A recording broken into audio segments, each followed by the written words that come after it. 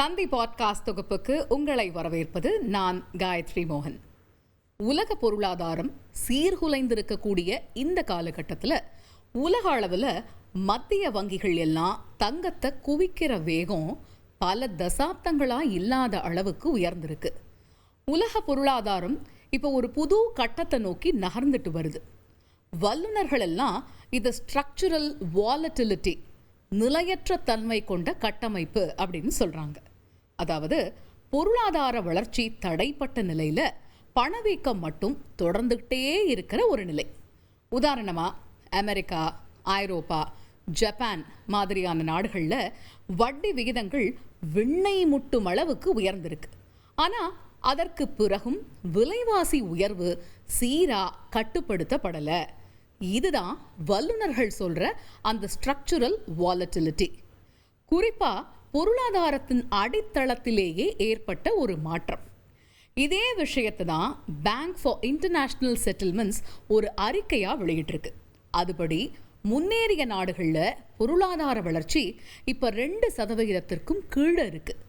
இதுக்காக மத்திய வங்கிகள் வட்டி விகிதங்களை பல ஆண்டுகளா தொடர்ந்து உயர்த்தினாலும் பண வீக்கம் மட்டும் இன்னும் குறைஞ்சபாடில்லை. சரி, இதுக்கும் தங்கம் மீதான முதலீடு அதிகரிப்பதுக்கும் என்ன சம்பந்தம்? இப்போதைய பொருளாதார சூழ்நிலையில பாரம்பரிய பாதுகாப்பு முதலீடுகளான அரசு பத்திரங்கள் எல்லாம் எதிர்பார்த்த அளவுக்கு நம்பகமான வருவாயை கொடுக்கல. அப்படி பணத்தின் மீதான மதிப்பில் நம்பிக்கை குறையறப்ப மத்திய வங்கிகள் நாடக்கூடிய உறுதியான சொத்துக்கள்னா அது தங்கம், வெள்ளி மாதிரியான டான்ஜிபிள் அசட்ஸை தான். குறிப்பாக தங்கம் ஒரு விலை மதிப்பிழக்காத சொத்தா மட்டும் இல்லாமல் அரசியல், பொருளாதார தடைகள்னு எது வந்தாலும் அதில் இருந்து பாதுகாக்கும் கருவியாகவும் பார்க்கப்படுது. இப்போ புரியுதா தங்கம் மீதான உலகளாவிய தேவை ஏன் தொடர்ந்து உயர்ந்துட்டு இருக்குன்னு? சரி, இப்போ டாலருக்கு வருவோம். உலக மத்திய வங்கிகளின் சேமிப்புகளில் அமெரிக்க டாலர் இன்னும் சுமார் 58% பங்கு வகிக்குது. ஆனால் இது கடந்த காலகட்டத்தை ஒப்பிடும்போது தொடர்ந்து குறைஞ்சிக்கிட்டே வருது. டாலரோட ஆதிக்கம் அப்படிங்கிறது வெறுமனே பொருளாதார காரணங்களை மட்டும் வச்சு இல்லை, அரசியல் சூழ்நிலைகளாலையும் சவால் பட்டு நிற்குது இந்த டாலர் மதிப்பு. சமீபத்தில் ரஷ்யா மேலே விதிக்கப்பட்ட பொருளாதார தடை, பிற நாடுகளுக்கும் அதே நிலை வருமோ அப்படிங்கிற அச்சுறுத்தல், இதெல்லாம் சேர்ந்து பல நாடுகளையும் அமெரிக்க சொத்துக்களை அதிகமாக வச்சிருப்பதில் சிக்கல் தான் அப்படிங்கிற நிலைக்கு தள்ளியிருக்கு. இதுக்கு சீனாவை விட மிக சிறந்த உதாரணத்தை நம்மளால பார்க்க முடியாது. காரணம், சீனாவின் மக்கள் வங்கி, அதாவது பீப்புள்ஸ் பேங்க் ஆஃப் சைனா கடந்த சில ஆண்டுகளில் தங்கம் வாங்குறதுல காட்டின அதீத ஆர்வம் இது மூலமா தெரிய வருது. குறிப்பா சீனாவுடைய மத்திய வங்கி போன 18 மாசங்கள்ல தங்கத்தை ரொம்ப வேகமா வாங்கி சேர்த்துட்டு வருது. சீனாவோட இந்த நடவடிக்கையை வெறும் தங்கத்தின் மீதான முதலீடா மட்டும் பார்க்க கூடாதுன்னு அமெரிக்கா விதிக்கும் பொருளாதார தடைகள்ல இருந்து தங்களை தற்காத்து கொள்ள சீனா கையில் எடுக்கக்கூடிய ஒரு யுக்தியா தான் பார்க்கணும் அப்படின்னு வல்லுநர்கள் கருதுறாங்க. அதே சமயம் சீனாவின் நிலையான தங்கம் வாங்கும் நடவடிக்கைகள் உலக தங்க சந்தையை வலுப்படுத்தும். விளைவு, உலகின் 2வது பெரிய பொருளாதாரமான சீனாவே தொடர்ந்து தங்கத்தை வாங்குறப்ப அதன் தாக்கம் உலக சந்தையில் நிச்சயமா எதிரொலிக்கும். தங்கம் விலை உயர்ந்தே காணப்படும். சரி, இப்பதான் தங்கம் மீதான உலக மத்திய வங்கிகளினுடைய முதலீடு அதிகரிச்சிருக்குதா அப்படின்னு கேட்டா அதுதான் இல்லை.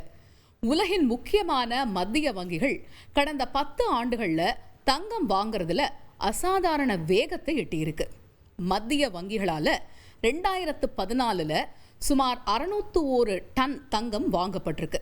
2015 579.6 ton, 2016 394.9 ton, 2017 378.6 ton, 2018 656.2 ton, 2019 605.4 ton. அடுத்து கொரோனா தொற்று பரவல் காலகட்டமான 2020-2021 தங்கம் மீதான முதலீடு அப்படிங்கிறது குறைஞ்சிருக்கு. அதாவது 2020 254.9 டன் தான், 2021 கொஞ்சம் அதிகரிச்சிருக்கு 450.1 டன். ஆனால் அதுவே 2022 மத்திய வங்கிகள் வாங்கின தங்கத்தின் அளவு எவ்வளவு தெரியுமா? 1080 டன். 2023 1050.8 ton, 2024 1089.4 ton. இப்படி தொடர்ந்து 2022 பார்க்குறோம்னா உயர்ந்துக்கிட்டு தான் வந்திருக்கு.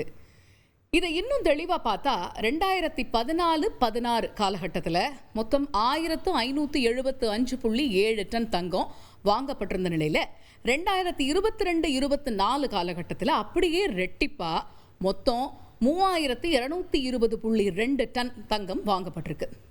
2025 முதல் பாதியில் மட்டும் Poland 67.2 ton, Azerbaijan 34.5 ton, Kazakhstan 22.1 டன்னு 23 நாடுகள் தங்களுடைய தங்க சேமிப்புகளை அதிகரிச்சிருக்கு. இது உலகளாவிய தங்க சந்தையில் முக்கிய தாக்கத்தை ஏற்படுத்தி இருப்பதா வல்லுநர்கள் சொல்றாங்க. குறிப்பா சில ஆய்வுகளின்படி 76% மத்திய வங்கிகள்லாம் அடுத்த 5 ஆண்டுகளில் தங்கத்தின் பங்கு அதிகரிக்கும்னு நம்புறதாவும், அதே சமயம் 73% வங்கிகள்லாம் அமெரிக்க டாலரின் பங்கு குறையும் அப்படின்னு சொல்றாங்க. சந்தையில தங்கத்தோடைய விலை 2025 ஆண்டில் சுமார் 65% உயர்ந்திருக்கு. ஒரு அவுன்ஸ் தங்கம் $4000 கடந்திருக்கு. இந்திய ரூபாயில இதனுடைய மதிப்பு 3,53,198 ரூபாய். இந்த விலை அதிகரிப்புக்கு சொல்லப்படக்கூடிய காரணம் அதிகமான தேவை மற்றும் குறைந்த சுரங்க உற்பத்தி. இனி தேதிக்கு தங்கம் பாதுகாப்பு முதலீடு அப்படிங்கிறத கடந்து உலக நாடுகளின் நிதி சுதந்திரத்திற்கான கருவி அப்படிங்கிற நிலைக்கு உயர்ந்திருக்கு.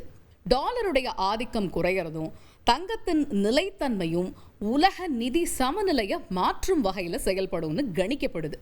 ஆனாலும் மத்திய வங்கிகள்லாம் இப்படி போட்டு தங்கத்தை வாங்குறதால அதோடைய விலை எப்பயும் உயர்ந்துக்கிட்டே தான் இருக்கணும்னு அர்த்தம் இல்லை அப்படின்னு சொல்லக்கூடிய வல்லுநர்கள் வட்டி விகிதம், பணவீக்கம், சந்தை மதிப்பு இதெல்லாம் தான் தங்கத்தின் மதிப்பை தீர்மானிக்கும் முக்கிய காரணிகளா சொல்றாங்க. ஆக மொத்தத்துல தங்கம் இனி பழைய நினைவு சின்னம் கிடையாது. அது ஒரு புதிய கால நிதி ஆயுதம். உலகம் டாலர் சார்பில் இருந்து விலகும் போதிலும் தங்கத்தின் பிரகாசம் இன்னும் வலுப்பெற்று வருது அப்படிங்கிறது தான் நாம புரிஞ்சுக்கணும். தங்கம் இனி வெறும் முதலீடு அல்ல, எதிர்கால நிதி சுதந்திரத்தின் ஒரு அறிகுறி.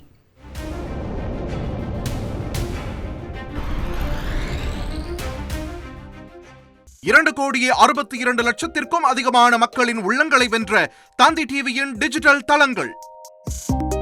1,23,00,000 யூடியூப் சப்ஸ்கிரைபர்ஸ், 46 லட்சம் ஃபேஸ்புக் ஃபாலோவர்ஸ், 23 லட்சம் இன்ஸ்டாகிராம் ஃபாலோயர்ஸ், 23 லட்சம் எக்ஸ் ஃபாலோவர்ஸ், 11 லட்சம் தந்தி ஆப் டவுன்லோட்ஸ், 35 லட்சம் வெப்சைட் மந்த்லி ஆக்டிவ் யூசர்ஸ். அசுரபலம் கொண்ட எங்கள் டிஜிட்டல் கரங்களில் உங்கள் விளம்பரங்களை சேர்க்க வாட்ஸ்அப் பண்ணுங்க. 8939888378. Email advttanditv@dttv.in.